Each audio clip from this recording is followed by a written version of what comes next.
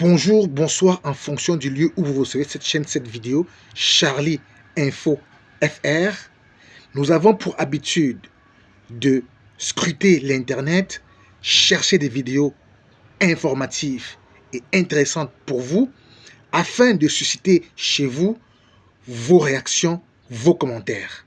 Cette autre vidéo a été trouvée dans cet objectif. Écoutez-la attentivement. N'hésitez pas de déposer un like ou un commentaire pour nous dire votre appréciation ou votre compréhension. En même temps, nous vous prions de liker, de partager, de commenter, comme je l'ai dit tantôt, et surtout de vous abonner. Merci à ceux qui s'abonnent à la chaîne. Vous nous faites plaisir. Ce n'est que de cette manière que vous pouvez nous encourager. Écoutez la vidéo attentivement et nous reviendrons, comme d'habitude, laisser un petit commentaire. Regardez. C'est vous qui organisez les élections. Est-ce que c'est vous qui déclarez la liste des candidats recevables ou irrecevables? Vous l'avez vu, vous l'avez entendu. Tout le monde peut poser cette question, mais parfois il faut balayer le mensonge et recadrer les gens qui sont de mauvaise foi et qui ont pour souci de perturber la conscience des Camerounais. Alors, j'ai bien dit que ce candidat était en détention. Le chef de l'État, le président Paul Biya, comme c'est le champion de la démocratie, a ordonné l'arrêt des procédures pour que ce politicien sorte de prison et qu'il rentre dans les institutions de la République. Alors, la politique, c'est pas dans la rue. Et le chef de l'État l'a libéré. Je peux vous dire sincèrement que si le chef d'État cherchait à peut-être recueillir les avis des uns et des autres, les gens vont dire il faut qu'il soit en prison. Mais le chef d'État était conscient que c'est un homme politique et qu'on lui donne la chance de venir dans les institutions. Il a été libéré pour aller aux élections parce qu'il y avait à l'horizon le scrutin législatif municipal du 9 février 2020. Alors, il a été même accompagné par les autorités administratives. Donc j'ai dû parfois garder les préfets, les sous-préfets pour aider les militants de ce parti à constituer les dossiers. Il y en avait qui ne savaient même pas comment constituer les dossiers pour aller à une élection. Et nous avons fait notre travail. À notre grande surprise, lui-même, il décide qu'il ne va pas aller aux élections.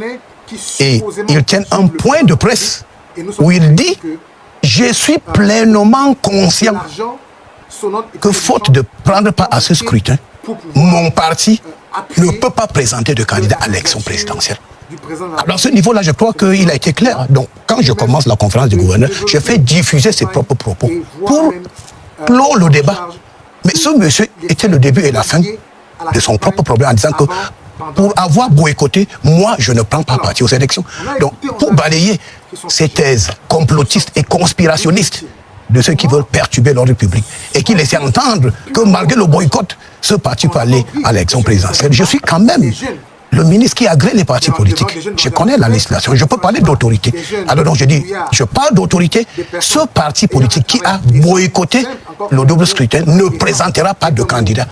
Mais toutefois... Ce serait bien si c'est ELECAM ou le Conseil constitutionnel qui se prononce en dernier ressort qui tenait ce discours-là. Pourquoi vous n'attendez pas? Les événements, vous ne faites pas confiance en ELECAM et au Conseil constitutionnel? J'ai fait confiance, mais les événements m'ont donné raison. Ce monsieur lui-même, il s'est accroché sur un petit arbre pour présenter sa candidature. Donc, ça veut dire que les événements m'ont donné raison. Il fallait balayer le mensonge et la manipulation. C'était ça le rôle. Puisque vous laissez les gens rêver et on montre les gens en disant que je veux présenter un candidat. Et on prépare les gens vers une insurrection qui ne dit pas son nom. Que mon parti va... Non, je dis que non. Il ne doit pas vous tromper. Et c'est un homme de droit. Et je m'adresse à lui. Et à la fin de mon propos, qu'est-ce qu'il a fait? Il allait s'accrocher quelque part. Et la vérité a triomphé. En tout cas, la vérité, on va dire, au plan strictement légal, va nous parvenir d'Elections Cameroun et du Conseil constitutionnel. Vous l'avez dit, vous êtes dans votre rôle de ministre de l'administration territoriale. On vous a suivi. Avant de poursuivre, je voudrais... Mais retenez quand même que parmi les candidats ou des candidatures déclarées, aujourd'hui, ce parti n'a pas déclaré, n'a pas présenté un candidat. Mais son promoteur est allé ailleurs. Donc, les événements m'ont donné raison. Donc, il fallait donc balayer le mensonge et la manipulation en disant la vérité. Et les autres feront quand le moment viendra. Attendons la suite et la fin du processus. Tout à fait. Et en attendant, regardons... Qui ne changera pas grand-chose. On n'en sait rien. En attendant, regardons cet élément d'actualité de la semaine. Il s'agit du dépôt de la candidature du président sortant, Paul Biya. Le dossier était porté par le secrétaire général du comité central, Jean Kouité, accompagné du ministre directeur du cabinet civil de la présidence de la République, Samuel Mvondo Ayolo. Tout cela nous est raconté par Yves-Marc Medzo. 13h07, ce jeudi 17 juillet 2025, au siège d'Elections Cameroun. Un cortège allégé de véhicules s'immobilise à l'entrée principale de l'édifice. Jean Kouité, le secrétaire général du comité central du RDPC, en sorte, il tient fermement entre ses mains le dossier de candidature du président de la République, Paul Biya, président national du Rassemblement démocratique du peuple camerounais à la prochaine présidentielle, dont il est le mandataire. À ses côtés, Samuel Mvondo Ayolo, le ministre, directeur du cabinet civil de la présidence de la République. Sont aussi présents quelques hauts responsables du parti au pouvoir. Rendu au hall de l'édifice, la délégation est accueillie par Éric Essoussé, le directeur général des élections. Direction, le 4e étage, au siège de la commission de réception des candidatures. Le rituel de réception du dossier de candidature du président candidat est identique à celui de tous ceux qui l'ont précédé. Identification du mandataire, compilation des pièces produites, des pièces qui seront par la suite mentionnées sur un bordereau certifié par le mandataire, à qui il est délivré à la fin un récépissé. Et c'est à la fois soulagé d'avoir sacrifié à cet exercice et confiant pour la suite que le mandataire du président Biya va se confier à la presse.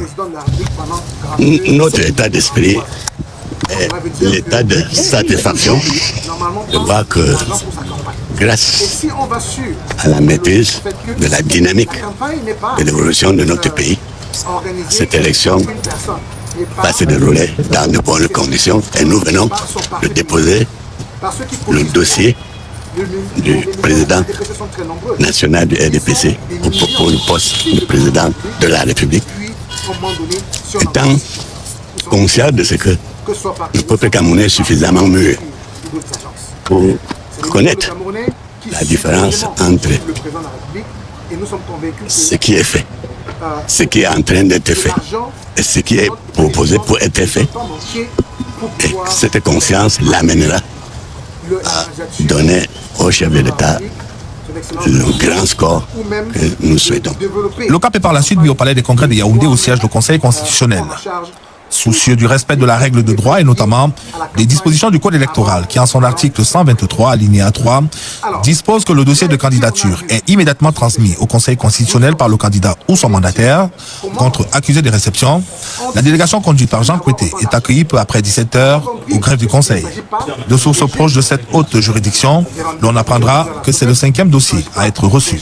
Depuis la convocation du corps électoral, une permanence y a été instituée et les équipes ici travaillent de façon rotative. C'est avec la satisfaction du devoir bien accompli que la délégation du candidat du Rassemblement démocratique du peuple camerounais, par ailleurs président de la République, va quitter le Mont Koliada.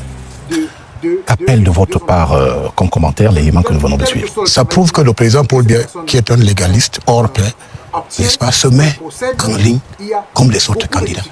Bien plus, je pourrais vous dire que quand vous voyez un dossier du chef de l'État qui est déposé à l'ECAM, le chef d'État lui-même a pris la peine de consulter son propre dossier pour voir si son dossier est conforme à la loi. Parce que le président Paul Biya, c'est le premier légaliste du Cameroun. Donc il consulte, il regarde. Et si ce n'est pas complet, il demandera à ses collaborateurs de compléter pour que son dossier ne fasse pas l'objet de contestation ou de rejet. Donc quand vous voyez le secrétaire général qui se déplace et le ministre directeur du cabinet, c'est que le président Paul Biya, qui respecte la loi, qui lui-même est le premier républicain, s'assure de la conformité de ses propres dossiers avant que ses collaborateurs n'aillent déposer. Donc bien évidemment, les autres ont également déposé. Et puis elle est quand fait son travail. C'est la preuve que la démocratie camerounaise marche, elle vit. Nous revenons sur certains de vos propos tenus lors de la conférence des gouverneurs. Vous dites toujours dans votre discours d'ouverture que le Cameroun n'a pas été ébranlé lors de l'élection présidentielle de 1992. Le Cameroun ne sera pas ébranlé non plus avant, pendant et après le scrutin présidentiel de 2025. Le chef de l'État, son Excellence Paul Biya, veille au grain. Ma question est la suivante. Pourquoi ce parallèle avec 1992 et pourquoi ce ton qui fait dire que, en fait, vous imposez en quelque sorte la pensée unique en pleine démocratie? Non, il ne s'agit pas d'imposer la pensée unique. Alors, en 1992, le chef de l'État venait d'autoriser la création des partis politiques. Parce que jusqu'à 1990, il y avait l'ORDPC. Et le chef de l'État, sans attendre ce qu'on appelle le vent de l'Est, avait lui-même dit à ses collaborateurs, vent d'Est, que préparez-vous à une éventuelle concurrence. Donc, bien évidemment, il a donc accepté, sans aucune contrainte, la démocratie qui a entraîné l'abrogation des lois d'exception et tout ce qui était compliqué. Alors, lorsque ces partis politiques ont été créés, au lieu maintenant de s'engager à faire la politique réelle, c'était quoi? Les mots d'ordre irresponsables, casse par-ci, destruction par-là, des effectifs, la surenchère. Et puis le pays était un peu tendu. Et paradoxalement, nous sommes en 2025 avec presque les mêmes acteurs politiques qui étaient l'auteur de ces actes irresponsables. Alors nous leur disons, mais en 1992, où la démocratie était naissante, le pays n'a pas été ébranlé. En 2025, le pays ne sera pas ébranlé non plus parce que, bien évidemment, vous allez faire de la politique, nous allons faire le maintien de l'ordre et quelque part, les choses vont se dérouler normalement.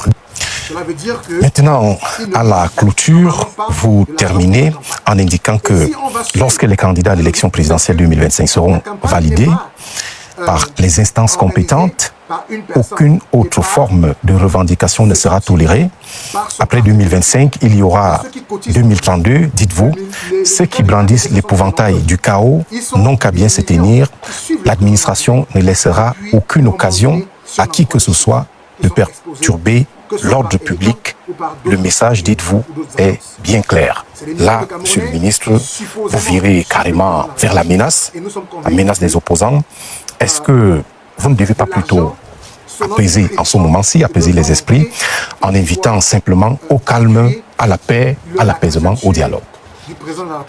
Je comprends bien. Vous savez, on est dans un environnement de confusion où, à travers les réseaux sociaux, les gens disent n'importe quoi. Et les gens font n'importe quoi. Et mon rôle, vous savez, l'administration, c'est quoi? L'administration, c'est d'abord l'éducation et la sensibilisation. Et par la suite, il y a les avertissements et la répression. Donc, ce que je dis, nous sommes tous regardants et les yeux sont braqués vers Elekam et ensuite le Conseil constitutionnel. Donc c'est ce que je dis aux acteurs politiques. Lorsque les candidats seront connus et validés, si votre nom n'est pas retenu, c'est terminé pour 2025. Vous attendez 2032. Mais les gens peuvent quand même exprimer leur déception ou leur ressentiment. Ils doivent pleurer en douce. Ils n'ont pas besoin de pleurer sur la place publique. Ils doivent pleurer en douce. Ils ne doivent pas être sur la place publique. Donc je leur dis, lorsque Elekam va faire son travail, qui pourrait être remis en cause par le Conseil constitutionnel, mais à la fin, parce que dès lors que le Conseil constitutionnel aura statué, c'est la fin du processus, n'est-ce pas, des dépôts de candidature. Donc, si vous avez la chance d'être retenu, tant mieux, vous allez continuer la course. Si vous avez la malchance que la candidature n'a pas été retenue, c'est terminé. Vous pleurez en douce, terminé. Je ne voudrais pas ces mots d'ordre irresponsables où on fait ceci. Non, en ce moment-là, nous entrons en action et on entre pleinement pour mettre de l'ordre. Vous n'allez pas permettre que les gens aillent pleurer dans la rue? Non, ils vont pleurer dans leur maison, pas dans la rue. Vous aimez beaucoup, pour la Tangandi, les proverbes et lors de cette conférence, votre dernière trouvaille, c'est « Il ne faut pas chercher à pleurer au deuil de quelqu'un d'autre plus que celui qui a deuil ». Mais dites-moi clairement, de quel deuil s'agit-il? Qui a deuil? Qui pleure plus que le concerné? Alors, celui qui n'est pas allé aux élections est dans une situation de deuil. Et celui qui doit pleurer que je ne suis pas allé à une élection, et voici les conséquences de boycott de cette élection. Mais ce que j'ai constaté, il y avait des gens qui sortent de nulle part, c'est ça que j'appelle les intellectuels éparpillés ou perdus, qui disaient que, bon, lui qui n'est pas allé à l'élection, lui il dit, je suis pleinement conscient, c'est terminé pour moi. Alors, il est en deuil, il est tranquille. Mais quelqu'un sort quelque part et dit que non, vraiment, vous avez la possibilité de continuer. Alors, voilà donc quelqu'un qui a le deuil et quelqu'un vient pleurer le deuil à sa place plus que lui-même. C'est de la sorcellerie. Si vous avez le deuil chez vous, et puis vous pleurez modestement, quelqu'un vient, il se tape au sol, il se met à pleurer plus que vous, mais c'est pas ça, c'est la sorcellerie, c'est plus le deuil. Et puis d'ailleurs, pourquoi pleurer? Vous savez, on vous dit parfois, fait contre mauvaise fortune, bon cœur. Vous avez le deuil. Chez les catholiques, on dit quoi? La nourriture pour le décès, c'est la prière. Quand vous êtes déjà mort, votre nourriture, c'est la prière qui vous accompagne. Nous sommes dans un état de droit. Et puis force restera à la loi, avant, pendant et après le processus électoral. Il faudrait que le message soit clair, afin que les gens ne soient pas surpris. Vous avez parlé durant cette conférence du renforcement de la réglementation des médias et des journalistes sous la supervision du Conseil national de la communication. Vous voulez nous ramener à l'époque de la censure et au régime de l'autorisation préalable qui sont des souvenirs déjà passés et dépassés? C'est pas de ça qu'il s'agit. Je pense que nous avons, vous savez, les gouverneurs ont fait des rapports. Et dans les rapports des gouverneurs de région, nous constatons que les dérives à la presse, ces dérives sont récurrentes. Et nous avons invité le président du Conseil national de la communication, parce que c'est ça son domaine. Le président du Conseil de la communication est le régulateur. Donc c'est à lui de parler aux autres, en disant que nous sommes dans un contexte particulier, nous sommes dans un contexte sensible. Il faudrait que les journalistes jouent leur partition en toute honnêteté et dans ce que nous souhaitons, le professionnalisme.